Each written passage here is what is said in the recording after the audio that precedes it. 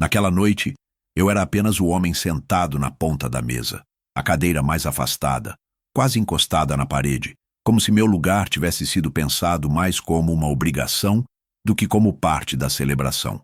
A mesa estava posta com pompa, cheia de taças finas, louça de porcelana branca, guardanapos de pano dobrados em formato de flor de lótus, como se a ceia em si tivesse sido pensada para impressionar alguém. Talvez fosse. Ou talvez tenha sido apenas mais uma encenação, daquelas que minha filha e meu genro sabiam fazer como ninguém. O jantar de domingo era, segundo minha filha, só para a família mais próxima. Mas, curiosamente, todos os colegas do escritório do genro estavam presentes, e seus respectivos cônjuges também. Eram pessoas bem vestidas que falavam alto, riam mais alto ainda, e se olhavam com aquele tipo de cumplicidade de quem sabe que pertence ao mesmo clube. Um clube ao qual, evidentemente, eu nunca fui convidado a fazer parte. Eu estava lá porque era pai da anfitriã e talvez porque ainda pagava boa parte do que havia naquele ambiente. A decoração, o financiamento daquela casa espaçosa, o colégio, dos meus netos até mesmo o novo carro do genro. Tudo isso, de alguma forma, ainda tinha meu nome por trás. Mas ninguém falava disso. Eu também não fazia questão. Já fazia tempo que aprendi que certas coisas, quando ditas, só causam constrangimento. E eu nunca quis causar desconforto. Nunca fui disso. Até aquela noite. A conversa girava em torno de viagens, investimentos, piadas internas do trabalho e críticas a políticos de maneira genérica, quase caricata. Eu só observava. Já havia me acostumado com o papel de figurante no cenário que ajudei a montar. Servi vinho, peguei mais gelo para o uísque de um dos convidados, ajudei minha neta pequena a subir na cadeira alta. Coisas simples, invisíveis. Mas foi ali, entre o prato principal e a sobremesa, que tudo mudou. Meu genro levantou a taça de vinho tinto. Ele já estava levemente alterado pela bebida, o rosto avermelhado, o sorriso mais solto. Pigarreou e fez aquele gesto que todos fazem quando vão dizer alguma frase impactante. Todos se calaram, como se um grande brinde estivesse por vir. E, de certa forma, estava. Vamos brindar, ele disse balançando a taça, ao nosso patriarca, o homem que nos ensinou tanto com seu jeito simples, o último perdedor da geração dele. Risadas. Muitas. Algumas foram abafadas por guardanapos. Outras foram gargalhadas abertas, aquelas que vêm do estômago. Meu nome não foi mencionado, mas todos olharam para mim. O subtexto estava no ar, escorrendo entre as palavras, como o molho que enfeitava o prato caro que serviram naquela noite. Minha filha não riu, mas também não disse nada. Um silêncio se formou por um segundo, como se todos estivessem esperando minha reação. Eu não levantei a voz, não bati na mesa, não deixei a taça cair. Apenas sorri, um sorriso leve, discreto, como quem reconhece uma jogada mal feita de xadrez e decide não interromper a partida, apenas anotar mentalmente. Peguei minha própria taça de vinho, ainda pela metade, levantei com calma, como quem vai fazer um brinde também. O silêncio se estendeu mais um pouco. E então eu disse, como é saber que esse perdedor não vai mais pagar suas contas? Não foi uma frase ensaiada, saiu como uma constatação, uma conclusão óbvia, dita com tranquilidade, como se fosse uma observação sobre o clima ou sobre o sabor do vinho. O rosto dele empalideceu como se eu tivesse jogado um balde de água fria sobre o calor do álcool no seu sangue. A taça tremulou levemente na mão. Minha filha apertou os lábios. Uma das mulheres presentes franziu a testa. Um dos homens pigarreou desconfortável. Ninguém riu. Ninguém mais ousou fazer piada. Sentei-me de volta, com a mesma calma com que havia me levantado, e continuei comendo meu pedaço de peru como se nada tivesse acontecido. O jantar prosseguiu, mas o clima mudou. O riso ficou mais baixo, os olhos começaram a evitar os meus e os talheres voltaram a fazer barulho demais nos pratos. Ninguém sabia, mas naquele momento, uma porta se fechou dentro de mim. Passei os anos anteriores como aquele que ajuda, que doa, que estende a mão, mesmo quando fui ignorado, mesmo quando vi meu nome sumir das fotos da sala, mesmo quando paguei contas que nunca foram ditas em voz alta. Eu sempre disse claro, sem problema, estou aqui para isso. Mas naquela noite, sentado naquela ponta da mesa onde nunca houve espaço para mim de verdade, entendi que a conta da humilhação também tinha vencimento. E eu estava prestes a começar a cobrá-la. Ninguém respondeu de imediato. Era como se o vinho tivesse congelado nas taças. Um daqueles silêncios que ninguém ensaia, mas que vem como reflexo de algo que não era esperado, como um trovão em céu claro. O meu genro, ainda com a mão suspensa, abaixou lentamente a taça, como se ela tivesse se tornado pesada demais para segurar. Meu olhar encontrou o dele, e pela primeira vez em anos, ele não sustentou. Piscou rápido, desviou, olhou para o prato. Minha filha franziu os lábios, mas não disse nada. Seu garfo ainda estava na mão, mas ela já não comia. A menina que sentava ao lado dela, minha neta, olhou confusa de um para o outro. Era pequena demais para entender a tensão que pairava entre os adultos. Sorte dela, um dos convidados, o rapaz que trabalhava com o genro na parte de marketing, tentou rir baixinho, talvez para aliviar o clima, talvez por reflexo, mas o som da risada saiu fraco, forçado, e ele logo fingiu estar tossindo. Todos ali sentiram que o que tinha sido dito não era uma piada, não era metáfora, era uma afirmação. E mais do que isso, era o início de alguma coisa que ainda não tinha nome. Foi meu genro quem tentou restabelecer a ordem. Levantou-se, bateu o garfo na taça mais uma vez e disse: "Gente, vamos deixar isso pra lá, né? Só uma brincadeira. Coisa de família."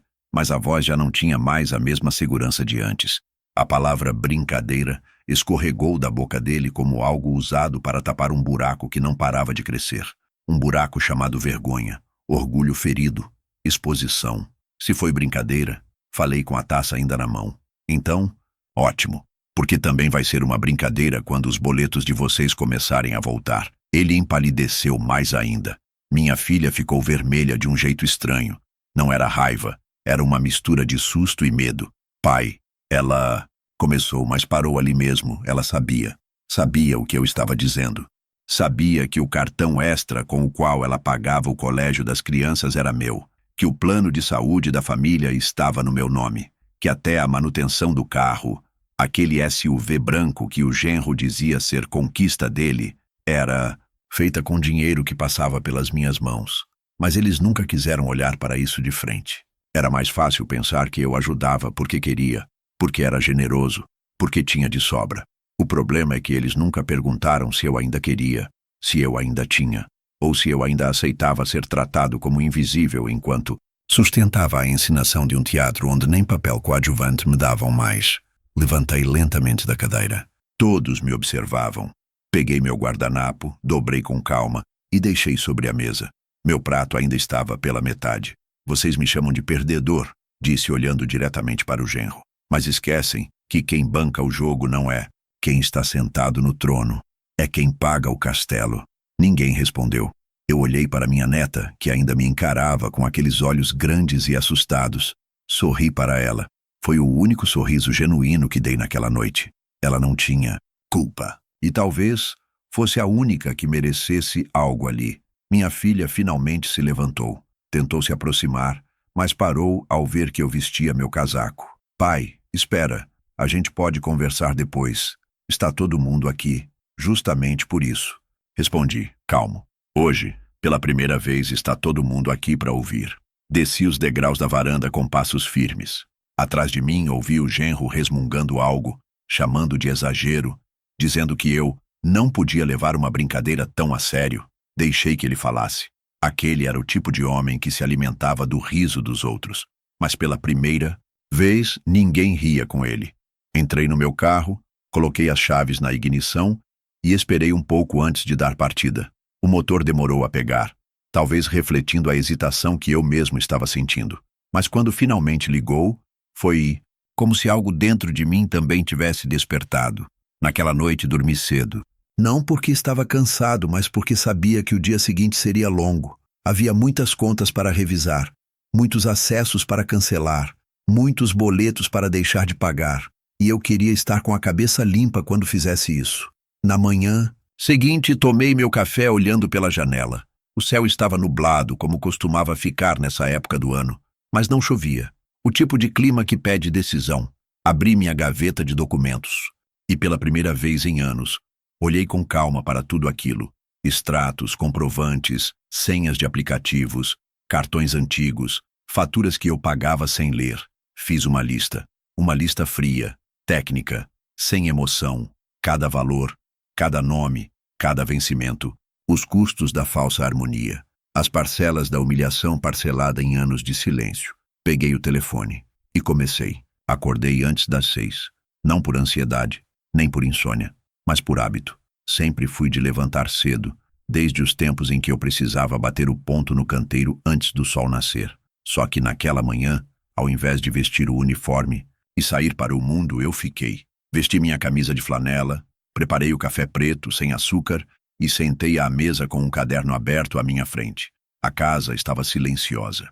Era um silêncio diferente. Não aquele silêncio de solidão que costumava me cercar, mas um silêncio de quem finalmente encontrou espaço dentro de si mesmo. Eu não tinha pressa, apenas método.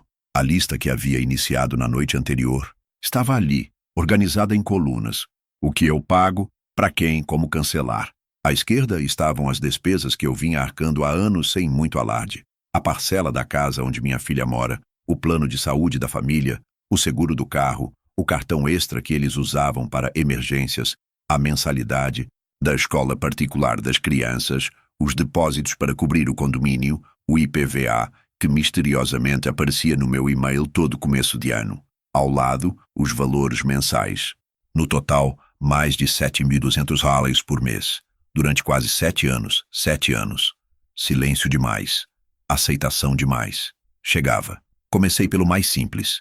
Entrei no aplicativo do banco, localizei o débito automático do financiamento da casa e o cancelei. O botão era pequeno, discreto. Tem certeza?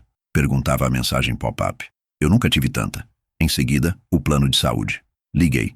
A atendente me reconheceu pela voz, como sempre. Disse que poderia transferir a titularidade se eu quisesse, mas que o plano familiar perderia o valor reduzido. Eles ainda são sua família, senhor? Ela perguntou sem perceber a ironia. Apenas respondi, aparentemente só quando precisam. Depois veio o cartão adicional. Liguei na administradora, pedi o bloqueio definitivo. A moça perguntou se eu queria manter o cartão ativo e apenas suspender o uso deles. Neguei. Corte completo. Chega de meia mudança. Cortei com a tesoura. Ali mesmo, os 2 cartões, o meu e o que estava com eles. Deixei os pedaços no fundo da lixeira como quem enterra um objeto contaminado. Por último, liguei na escola. Falei com o financeiro. Disse que eu não seria mais o responsável pelas mensalidades. A mulher ficou sem graça. Disse que isso causaria transtornos para as crianças. Eu respirei fundo. Os maiores transtornos não são causados por boletos, senhora. São causados por adultos que esquecem o que é gratidão. Desliguei. Pela primeira vez, sem sentir culpa. Quando finalizei tudo, já passava das 10 da manhã. Peguei a pasta de documentos e levei até o escritório. O cômodo que um dia foi o quarto da minha esposa. Ali estavam os recibos de tudo que eu havia feito por eles. Os 70 mil diários que emprestei quando disseram que iriam começar do zero. Os depósitos para a compra dos móveis, as reformas da casa, a entrada do carro, os gastos com as festas de aniversário das crianças. Festas que, por sinal, nunca tinham meu nome no convite. Eu era o caixa, mas não o avô.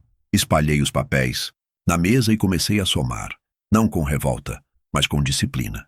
Fiz isso por mim, não por eles. Queria ver, com meus próprios olhos, o tamanho da ferida que eu vinha escondendo sob camadas de conveniência. Mais de 420 mil reais ao longo dos anos. Aposentadoria, poupança, dinheiro do seguro da falecida, horas extras acumuladas ao longo da vida. Tudo escorrendo como água numa pia entupida de ingratidão. Ao meio-dia, meu celular tocou pela primeira vez. Era minha filha. Não atendi. 5 minutos depois, o genro. Também não atendi. Na sequência, 3 mensagens no WhatsApp. Pai, aconteceu alguma coisa com o plano? Tá dando erro aqui no cartão. A escola ligou, você esqueceu de pagar? Deixei todas como estavam. Sem resposta. Quem passou anos fingindo que eu era invisível, agora podia aprender o valor do silêncio. Fui almoçar fora. Uma coisa simples. Um PF com arroz, feijão, bife acebolado e salada. Mas foi a primeira refeição em muito tempo que comi com a cabeça. Tranquila. Não fiquei fazendo conta mental. Não me preocupei se aquele valor ia fazer falta para pagar algo deles. Comi devagar, saboreando, como se cada garfada fosse uma devolução simbólica do que nunca me foi agradecido.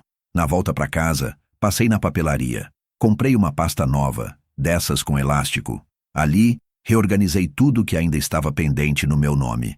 Escritura. Da casa, testamento, previdência, contas que eu pagava e que a partir de agora não pagaria mais.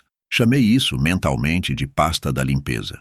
E ela me deu mais paz do que qualquer elogio de Natal teria me dado. À noite, os telefonemas se intensificaram. Chamadas de vídeo, chamadas em grupo, áudios longos da minha filha. Um deles dizia: pai, não sei o que aconteceu, mas se você está chateado com alguma coisa, a gente pode conversar. Outro dizia: foi só uma piada, você está levando a sério demais, a gente te ama. As palavras vinham rápidas, como se quisessem tapar os buracos de uma represa que já estava estourando há muito tempo. Mas não eram sinceras, eram estratégicas. Sabiam que o ralo tinha secado, que o pai que sempre dizia tudo bem, agora estava dizendo chega. Desliguei o telefone, coloquei no modo avião e fui dormir. Deitei na minha cama com lençóis, novos que eu mesmo tinha comprado no mês passado. Pela primeira vez não me senti velho, me senti livre. E aquilo era só o começo. Na manhã seguinte, antes mesmo do sol vencer a névoa fina que cobria o quintal, meu celular já vibrava. 3 chamadas perdidas, 2 mensagens de voz, uma notificação do grupo da família. Bom dia, pessoal. Ironia demais pra tão cedo.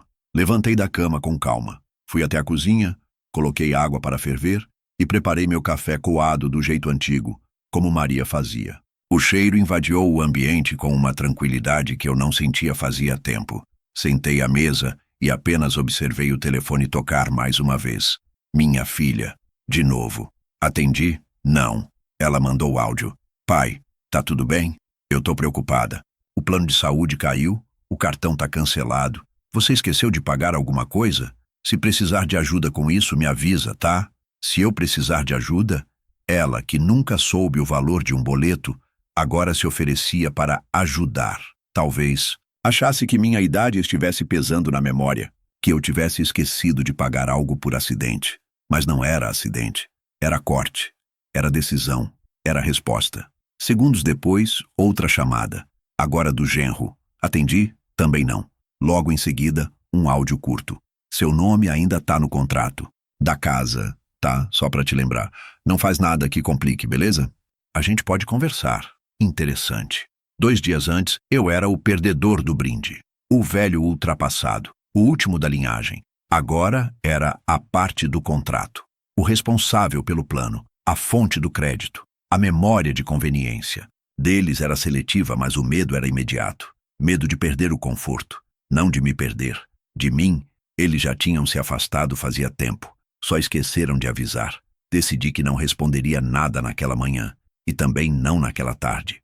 Passei o dia em casa, limpando papéis antigos, separando documentos por data, jogando fora contas que paguei sem nunca ver retorno. A cada envelope rasgado, eu sentia como se rasgasse um pouco daquilo que me segurava calado.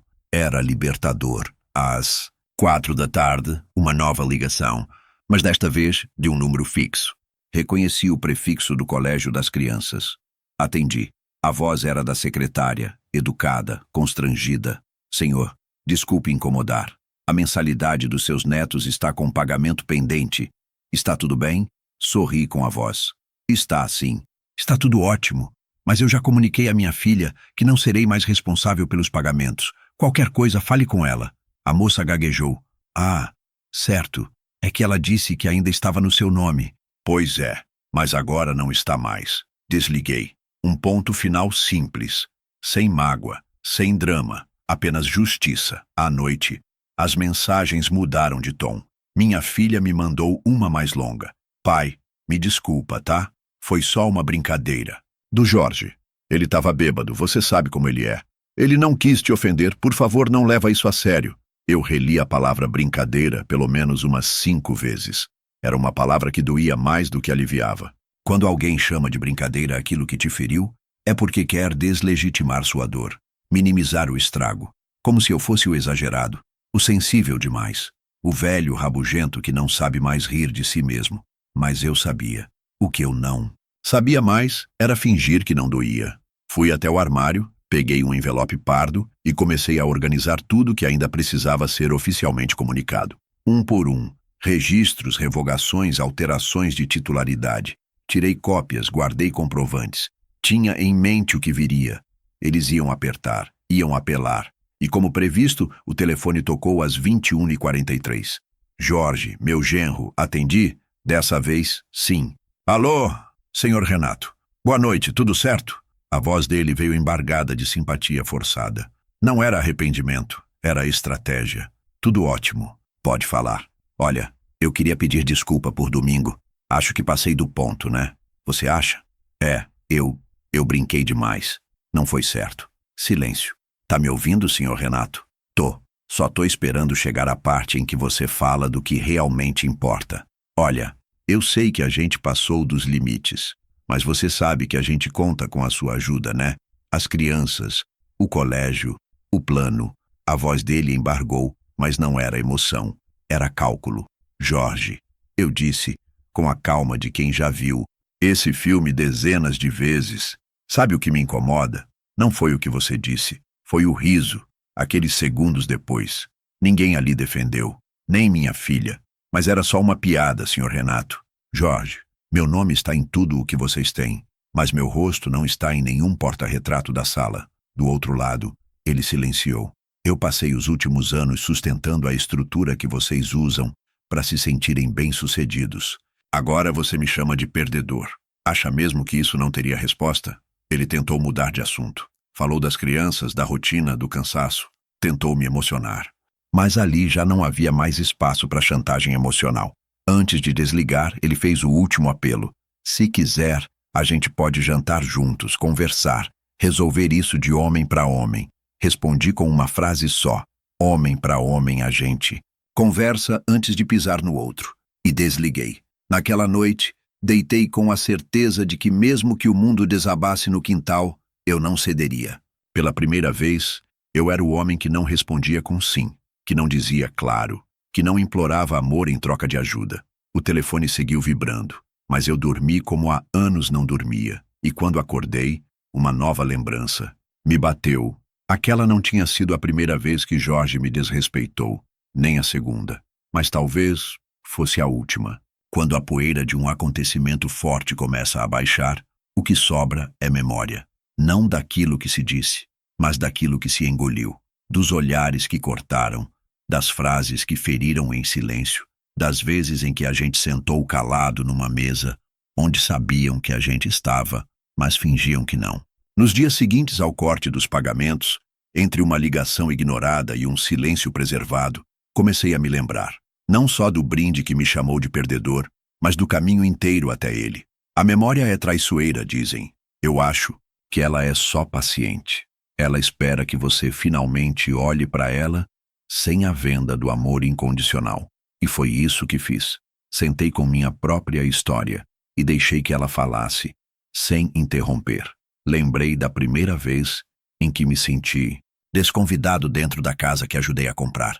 Foi logo depois da mudança. Eles organizaram um churrasco para os amigos do trabalho. Uma daquelas festas de quintal com carne cara, cerveja artesanal e playlist planejada. Eu apareci com um saco de gelo e um engradado simples, achando que ia ajudar. Fui recebido com sorrisos frios e já tá tudo resolvido, pai. Pode deixar aí mesmo. Ninguém me apresentou. Ninguém me incluiu nas rodas de conversa. Fiquei sentado perto da churrasqueira, onde o cheiro de fumaça disfarçava a vergonha de não ter onde me encaixar. Depois vieram os convites que nunca chegaram. Aniversários dos netos comemorados em buffets com decoração temática, onde eu só soube porque vi fotos nas redes sociais. Almoços com os sogros dela, jantares de celebração, viagens de família. Sempre havia uma desculpa, lugar limitado, mudança de planos, imprevistos de última hora. E eu aceitava, como quem aceita a migalha, achando que é pão inteiro. Em uma dessas poucas vezes em que estive presente, lembro de ter sido colocado para sentar numa cadeira de plástico, afastada da mesa principal, junto com o tio do cunhado e a avó de um vizinho. Quando me levantei para servir mais comida para minha neta, ouvi a frase que só agora reconheço como o ponto de ruptura inicial. Você só tá aqui porque eu deixei. Não foi dita em tom de brincadeira. Foi dita baixo, rápido, com acento-se ponta de um sorriso nos lábios do genro, como quem testa até onde vai o limite da submissão do outro, e eu deixei passar. Como deixei tantas outras coisas. Deixei passar quando minha filha me mandou uma lista de presentes para o Natal dos netos, com links diretos para lojas caras, sem nem perguntar se eu podia. Deixei passar quando me pediram para adiantar uma parcela do condomínio, porque o mês apertou. Deixei passar quando disseram que não ia ter espaço no carro para mim na viagem de Páscoa. Deixei passar quando me cortaram de uma foto em que eu aparecia ao fundo, porque estragava a estética da publicação. Deixei tudo passar como quem acredita que em algum momento a maré voltaria. Ela não voltou. Eles não queriam a minha presença. Queriam minha função. O pai que resolve, o sogro que paga, o avô que não questiona. Eu era a retaguarda invisível de uma fachada que precisava se manter brilhante. Enquanto eles sorriam nas fotos com legendas sobre gratidão, sucesso e família, eu me perguntava em que parte daquilo eu realmente existia. O auge veio quando precisei de uma carona para uma consulta médica. Era só uma volta rápida, no mesmo bairro. Minha filha disse que estava ocupada com as crianças. O genro respondeu que não era Uber de velho. Ele riu depois, disse que estava brincando como sempre. Eu também ri na hora, mas aquela frase doía até hoje, não por ter sido dita, mas porque ninguém ali achou ofensiva. Só eu. E eu não falei nada. Mais uma vez. Rever esses episódios em sequência foi como ver um filme da própria vida, só que editado de forma cruel. Os cortes estavam todos ali, nas entrelinhas. Eu não era bem-vindo, era tolerado, e só enquanto fosse útil, quando parasse de ser conveniente, eu deixaria de existir. Talvez por isso o brinde da última ceia tenha doído tanto, porque ele não foi isolado. Ele foi o resumo, o compêndio final, a assinatura embaixo de um histórico de anos de pequenas e médias humilhações, sempre mascaradas por convenções sociais, sempre disfarçadas de piada ou formalidade, mas humilhações. Ainda assim, ao longo da semana, as lembranças continuaram chegando, em horários aleatórios, enquanto lavava a louça, enquanto dobrava roupas, enquanto sentava para jantar sozinho. Cada uma delas vinha como um lembrete do que eu tinha permitido, e de tudo que eu ainda podia desfazer. Não era mais só sobre dinheiro. Nunca foi só sobre dinheiro. Era sobre dignidade, sobre o lugar que eu tinha sido colocado, e sobre o lugar que eu agora decidia não ocupar mais. Era o começo de uma restauração. E como todo processo de restauração, exigiria paciência, firmeza e silêncio. E eu estava preparado para isso. Algumas pessoas, quando percebem que perderam o controle sobre você, não pedem desculpas. Elas tentam controlar a narrativa. E foi exatamente isso que o genro fez. Bastaram 2 dias de silêncio completo da minha parte, 2 dias sem respostas, 2 dias com os acessos bloqueados e os favores suspensos, para que ele começasse a se mover nos bastidores. Não com arrependimento, mas com pânico. Ele não sabia o que eu estava fazendo, nem até onde eu pretendia ir, mas sabia o que já havia perdido. E isso bastava para disparar o que ele sabia fazer de melhor, manipular o ambiente ao redor, antes que alguém percebesse a verdade. A notícia começou a circular por onde ele mais se sentia à vontade, os corredores do trabalho. Amigos, colegas de escritório, clientes mais próximos. A versão dele era simples, cuidadosamente polida, para parecer sensata. Segundo ele, tudo aquilo que estava acontecendo era resultado de um desentendimento familiar. Eu, o sogro querido e respeitado, teria tido um surto de orgulho ferido por causa de uma piada mal interpretada. Estava, segundo ele, descontando frustrações acumuladas da velhice. Ele dizia que eu era um homem bom, mas emocionalmente instável, e que estava tentando resolver tudo com carinho, mas enfrentando resistência. A narrativa era perfeita para quem não sabia da história real. Perfeita para quem o conhecia só pelas fotos nas redes sociais, onde ele aparecia sorrindo ao lado dos filhos e dizendo que família era tudo. Demorou pouco para as versões vazarem para círculos mais amplos. Uma conhecida da minha filha comentou numa farmácia que eu estava estranho e que talvez fosse algo neurológico. Uma vizinha do condomínio deles que também frequentava a mesma academia, disse ter ouvido que eu não estava bem desde a pandemia. As sementes tinham sido plantadas. A história de que eu estava velho, confuso e rancoroso começava a germinar em silêncio, como erva daninha. Mas o que ele não sabia, o que ele nunca imaginou, era que, dessa vez, eu estava preparado, não só emocionalmente, mas documentalmente. Durante todos aqueles anos de silêncio, eu havia guardado tudo: comprovantes, transferências, recibos, mensagens, e-mails, tudo, cada favor feito, cada conta paga, cada pedido disfarçado de urgência familiar. Não por vingança, mas por hábito. Eu sempre tive o costume de arquivar tudo, e agora esse hábito virava munição. Naquela semana, fui até a papelaria novamente. Comprei uma nova pasta preta, opaca, de gramatura firme. Comecei a organizar por datas. Cada ano de contribuição financeira virou um bloco. Anexei os comprovantes bancários, as notas fiscais, as fotos das transferências. Em outro compartimento, organizei as capturas de tela de mensagens em que eles pediam dinheiro. Uma delas era da minha filha dizendo que faltavam R$ 700 para o condomínio e que não queria incomodar, mas sabia que eu era o único com quem podia contar. Outra de Jorge dizia que o carro havia quebrado e que só eu podia ajudá-los, porque confiava neles. Essas provas não eram para publicar, não naquele momento, mas eram para proteger minha verdade, a única que realmente importava. Se a versão dele estava vazando para o mundo, a minha estava sendo consolidada em silêncio. Eu não falaria nada, até que me perguntassem. E eu sabia que perguntariam. Uma mentira precisa correr para se manter de pé. A verdade só precisa de tempo. E tempo era o que eu tinha. Na quinta-feira daquela mesma semana, durante a caminhada matinal, encontrei um velho conhecido que frequentava a mesma igreja da minha filha. Ele comentou, com aquele tom leve e cuidadoso, de quem tenta puxar assuntos sem ofender, que soube que eu e a família estávamos com algumas diferenças. Percebi ali que a rede do genro estava maior do que eu imaginava. Ele não estava só, protegendo a imagem dele. Estava me redesenhando como vilão, velho, amargurado e ingrato, alguém que surtou por uma frase e decidiu virar as costas para a família. Mas o que me tranquilizava era saber que dessa vez eu não precisava me defender. A verdade viria, naturalmente. A exposição já estava vindo, não pela minha voz, mas pelo impacto real das minhas decisões. As pessoas começariam a perceber que não era surto, mas corte, que não era rancor, mas reação. Bastava prestar atenção nas datas dos vencimentos, nas faltas das crianças no colégio, nas mudanças de plano de saúde. A estrutura ia ruir, e as versões não segurariam os escombros. O genro pensava que lidava com o mesmo velho de sempre.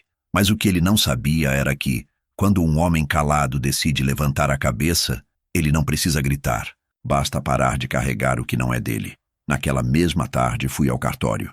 Formalizei a alteração de beneficiários em 2 contratos. Reforcei juridicamente que não arcaria mais com nenhum tipo de encargo em nome deles. Saí de lá, com as cópias autenticadas na pasta preta. Voltei para casa e organizei tudo com calma. A sensação era de limpeza. Como quem remove, pouco a pouco, um entulho que pesava nos ombros havia anos.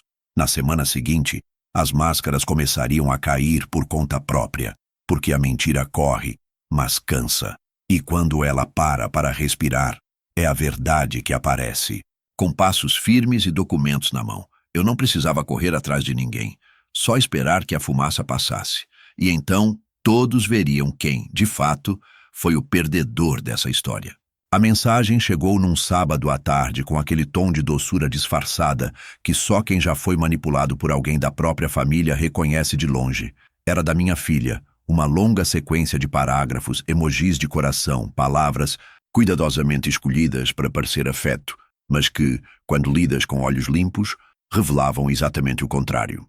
O texto dizia que ela havia pensado bastante, que queria evitar mais desgastes e discussões, e que, por isso, o melhor seria passar o Natal apenas com as crianças, o marido e os sogros. Assim, segundo ela, o ambiente ficaria mais leve e todos poderiam aproveitar com mais serenidade. Mais abaixo, quase como um rodapé disfarçado de carinho, a frase que selava tudo: Natal vai ser mais tranquilo sem você, pai. Eu reli aquelas palavras algumas vezes. Não porque duvidava do que estava escrito, mas porque havia nelas uma clareza brutal que merecia ser observada com atenção. Não era um convite recusado. Era uma exclusão formal. Um desligamento emocional, travestido de decisão madura. Ela não me queria por perto. Não porque eu tivesse feito algo imperdoável, mas porque eu tinha deixado de ser útil. Eu já não era mais necessário na composição daquela ceia que eles tanto gostavam de mostrar nas redes sociais. Agora, sem o cartão, sem os pagamentos automáticos, sem a presença calada que sustentava tudo com as mãos, eu era apenas mais um peso. Guardei o celular na gaveta. Não respondi. Não havia resposta. Era um recado claro, vindo de alguém que aprendeu com o marido a fazer parecer racional aquilo que é, na verdade, brutal. Eles não queriam reconciliação. Queriam silêncio e obediência. Queriam um velho calado, sentado no canto da sala, sorrindo para fotos, pagando os bastidores e aceitando os termos sem discussão. E como eu não era mais isso, estava fora. Simples assim. Nos dias seguintes, o clima na rua começou a mudar.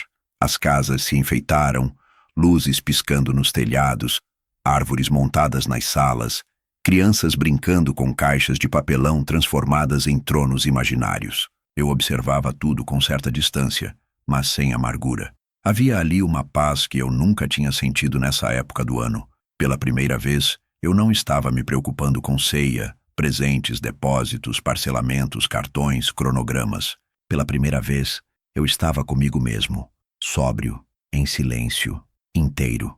Passei a caminhar todas as manhãs, um ritual que havia abandonado fazia tempo. O corpo doía nos primeiros dias, mas depois a dor virou resistência. No caminho, passava por uma padaria onde os funcionários já me cumprimentavam com o nome. Numa dessas manhãs comprei uma torta de maçã e deixei na casa da dona Olinda, minha vizinha viúva, que sempre decorava a varanda com fitas vermelhas. Ela chorou. Disse que ninguém nunca tinha feito isso por ela. Percebi naquele instante que há formas muito mais sinceras de se celebrar o Natal do que sentar-se à mesa de quem só te tolera por obrigação. Mas algo dentro de mim ainda não estava resolvido. Não por vingança, mas por justiça.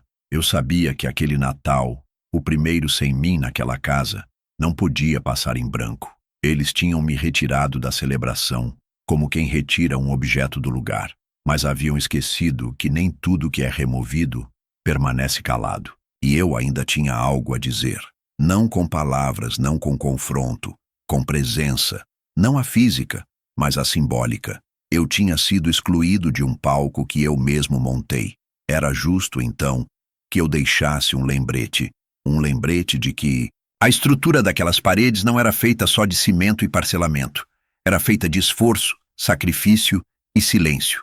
Comecei a organizar os documentos com mais afinco. Reforcei os registros das transferências bancárias, adicionei provas impressas de tudo que sustentei, fotos de aniversários bancados por mim, presentes dados às crianças, depósitos em datas específicas. Criei uma pasta digital. Depois, uma versão física. Encadernei com capa dura. Coloquei o título na primeira página. Histórico de contribuições. Renato, 2016 a 2023. Lá dentro, havia mais do que números. Havia a verdade, a história real, aquela que eles tentavam reescrever com frases suaves e exclusões elegantes. E então pensei, se eles me tiraram do Natal, então talvez eu aparecesse, mas de um jeito que eles jamais esqueceriam. Tive a ideia numa tarde comum, enquanto tomava café na varanda. Um conhecido do bairro que trabalha com leilões imobiliários comentou casualmente que havia recebido o panfleto de uma casa no condomínio onde minha filha morava. Disse que estavam repassando imóveis por dívidas pendentes e que os bancos estavam atentos à inadimplência. Sorri. Era como se o mundo estivesse me dando a chave de um presente. Não embrulhado. Peguei a escritura da casa. Lembrei que, quando a compraram, o financiamento foi feito em nome dos dois, mas com o meu como co-signatário. Eu tinha me responsabilizado pela entrada e pela aprovação. Era meu nome que garantia aquela moradia. E eles haviam esquecido disso. Assim como esqueceram que paciência tem prazo, e o meu havia vencido, não pensei duas vezes. Liguei para o advogado, marquei uma conversa, levei os documentos e dei início ao que mais tarde seria lembrado por eles não como um castigo, mas como uma lição. Na véspera de Natal, Enquanto eles montavam a mesa, passavam os pratos, distribuíam taças e posavam para fotos, algo muito mais poderoso começava a acontecer.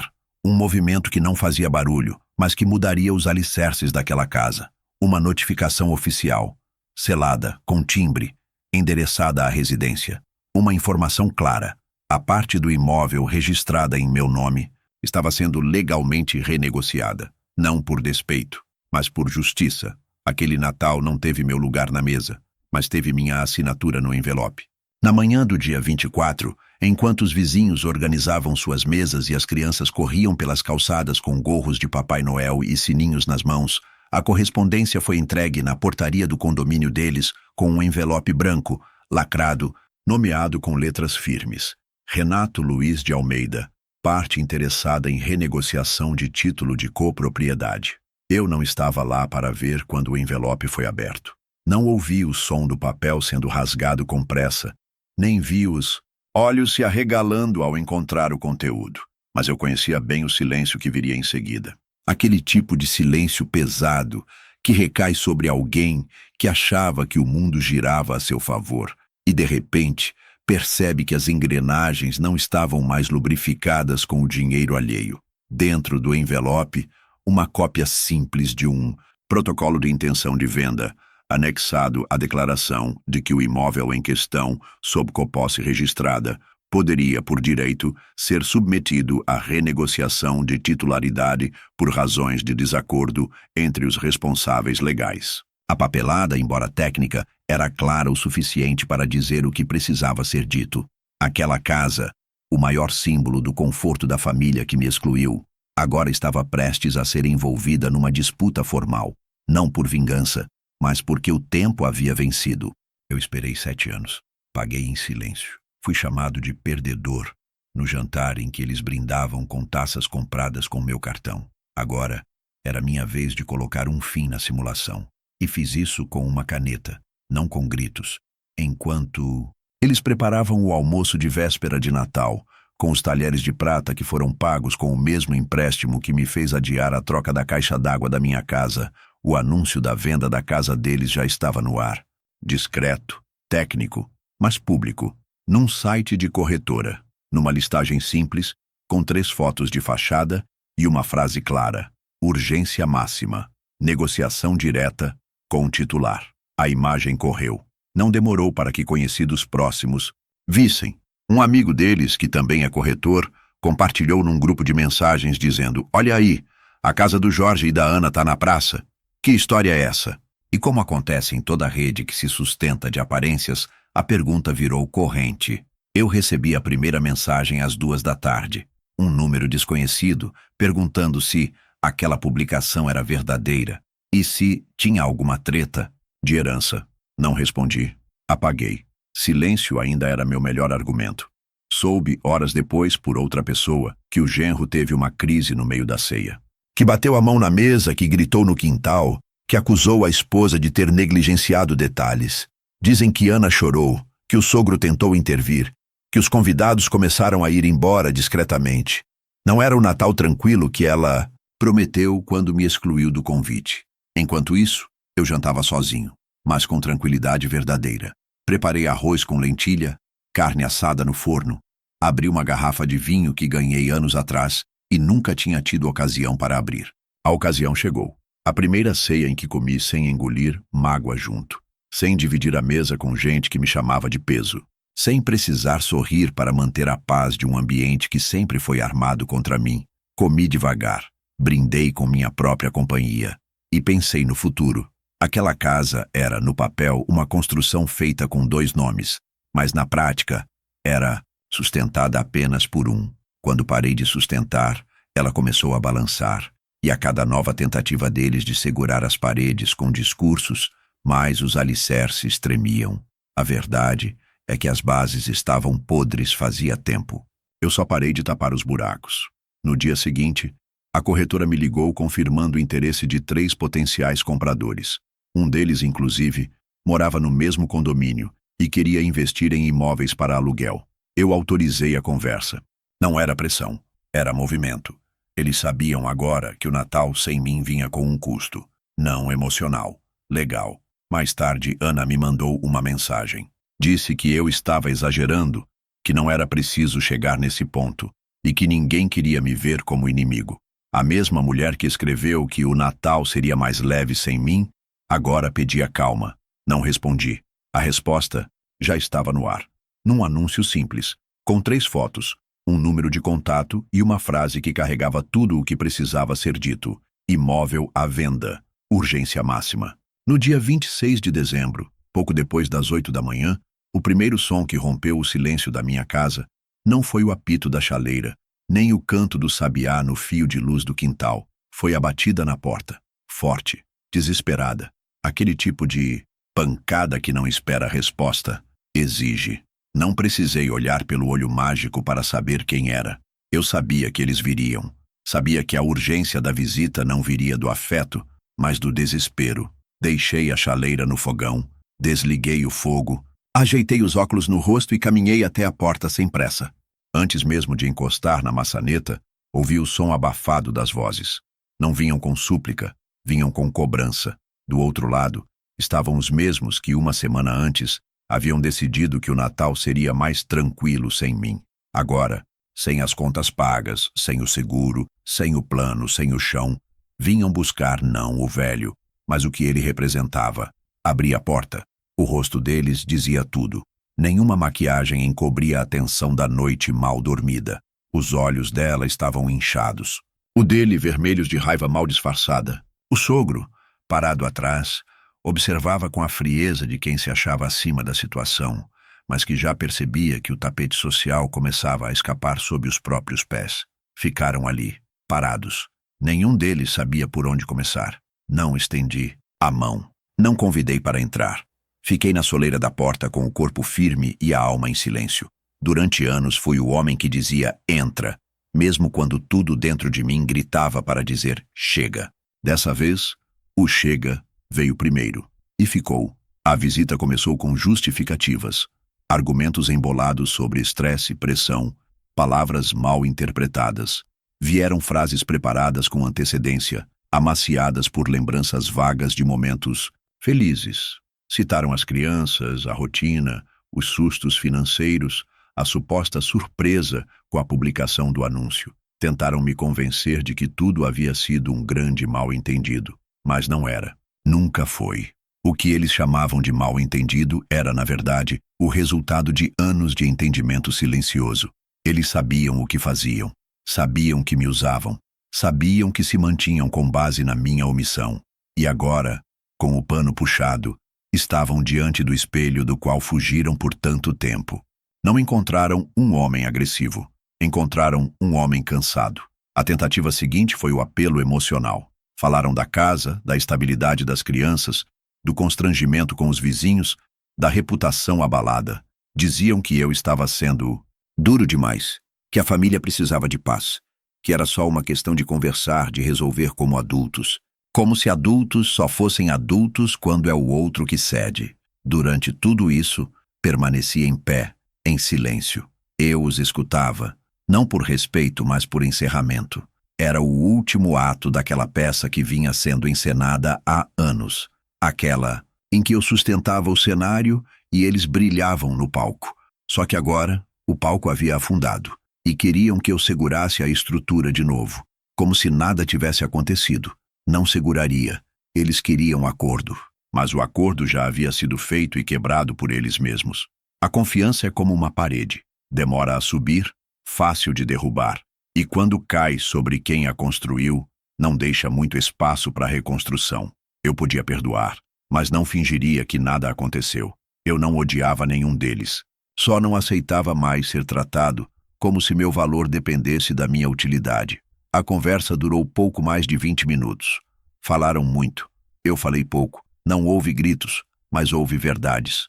Verdades ditas com os olhos, com os braços cruzados, com a porta semiaberta, com a firmeza de quem cansou de pedir permissão para existir. Antes de irem embora, ainda tentaram dizer que estavam dispostos a mudar, mas eu sabia que não estavam. O que queriam mudar não era a conduta, era a consequência. Fechei a porta devagar, tranquei com a chave, voltei para a cozinha onde o café já esfriava. Sentei, bebi mesmo assim. Aquilo era o gosto do que eu havia conquistado.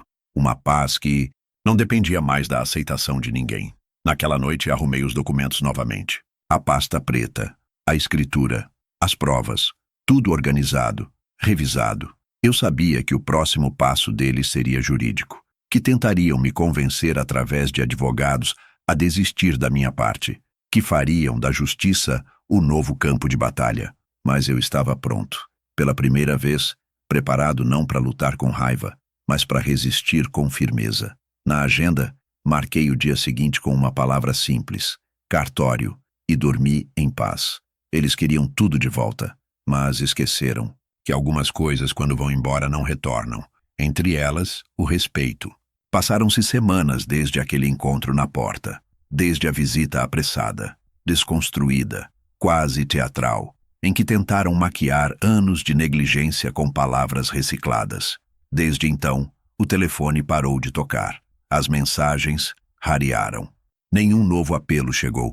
Era como se, diante da minha firmeza, eles tivessem entendido o que antes fingiam não ver, que o velho estava de pé, e que o silêncio dele, por fim, pesava mais do que todo o dinheiro que haviam tomado como certo. Corretora me ligou dias depois, confirmando o encerramento formal da minha parte na escritura. Eu havia vendido legalmente minha fração, não para eles, mas para outro investidor. Fiz isso com calma, com o devido assessoramento, sem pressa. Nenhuma cláusula foi redigida por impulso. Aquela venda foi o último ato de uma história que levou 7 anos para ser escrita e que agora eu encerrava com a caneta nas mãos, não com a cabeça baixa. Usei parte do valor para quitar pendências antigas da minha própria vida. Troquei o telhado da minha casa, reformei a cozinha, instalei um novo aquecedor, comprei uma poltrona confortável daquelas em que a gente afunda o corpo e deixa o tempo passar sem pressa. Fiz isso sem culpa. Pela primeira vez, senti o que é gastar comigo mesmo sem o peso de pensar se vai sobrar para eles. Sobrar, agora, era verbo que eu não usaria mais. Eu não ia sobrar, nem meu dinheiro. Comprei roupas novas, cortei o cabelo num bom barbeiro, voltei a andar nas feiras de domingo, como fazia com Maria. Encontrei velhos amigos com quem havia perdido contato, sempre adiando os reencontros por compromissos familiares que nunca foram meus, mas que me exigiam como se fossem. E reencontrei uma parte de mim que andava esquecida, a parte que sorria sem pensar em faturas vencendo. Quando perguntavam por eles, respondia com uma serenidade que surpreendia até a mim mesmo. Dizia que estavam bem, que estavam resolvendo a vida deles. E isso era verdade. Eles estavam agora, pela primeira vez, aprendendo a viver com o que tinham, não com o que tomavam dos outros. Na virada do ano fui convidado para a ceia da Dona Olinda, a vizinha da casa da frente. Aceitei. Uma mesa simples, com toalha vermelha desbotada, farofa de banana, lombo assado e rabanada feita com pão amanhecido. Não havia pompa, não havia aparências, mas havia verdade. Era gente com pouco, mas com coração inteiro, e era lá que eu queria estar. Levei uma garrafa de vinho que comprei com gosto, uma das boas, aquelas que antigamente eu não me permitia comprar, porque sempre tinha um pagamento extra da escola dos netos ou uma parcela surpresa da reforma da cozinha alheia. Agora, não havia mais isso, e aquela garrafa era símbolo disso. Quando a taça foi servida e todos ergueram os copos, pediram que eu fizesse o brinde. Senti o peso do gesto, porque da última vez que alguém brindou em minha direção, usou meu nome como escada para aplausos que nunca me pertenciam. Mas ali, entre aquelas pessoas simples, não havia holofote, só escuta. Levantei a taça e, sem ensaios, falei o que veio de dentro. Disse que aquele ano tinha sido o mais duro e o mais libertador da minha vida, que perder certas relações não era derrota, era alívio, que a ausência de convites também era resposta, e que dignidade não se implora, se reconstrói. Olhei para o vinho, vermelho escuro, denso, refletindo as luzes amarelas da varanda. Respirei fundo e disse em voz clara, não alta, mas firme, para que ficasse gravado em mim mais do que nos outros. Perdedor? Não. Apenas cansei de pagar pelo circo. Tomei um gole. Eles bateram palmas. Mas o que importava não era o aplauso, era a paz. Era o corpo sentado numa cadeira nova, num ambiente em que ninguém me via como fonte, onde eu era presença, não provedor, onde meu valor não estava nos boletos pagos, mas no respeito silencioso que agora me envolvia como uma nova pele. Nos dias que se seguiram, minha filha tentou uma última aproximação. Um cartão deixado na caixa de correio com uma frase escrita à mão. Saudades do pai que sempre nos salvou. Eu li, sorri de leve, guardei numa gaveta. Não respondi, porque agora não era mais sobre salvar ninguém, era sobre me manter inteiro. E eu estava. Aprendi, enfim, que há um limite entre ajudar e se apagar, que há um ponto onde o amor próprio exige presença, que há histórias em que o perdão é necessário, mas o retorno é impossível, e que sair de cena também é forma de ensinar. A vida recomeçou ali, na primeira taça erguida por mim, em meu próprio nome, sem riso forçado, sem dívida, sem favor. Era o fim da humilhação parcelada e o começo da minha liberdade à vista.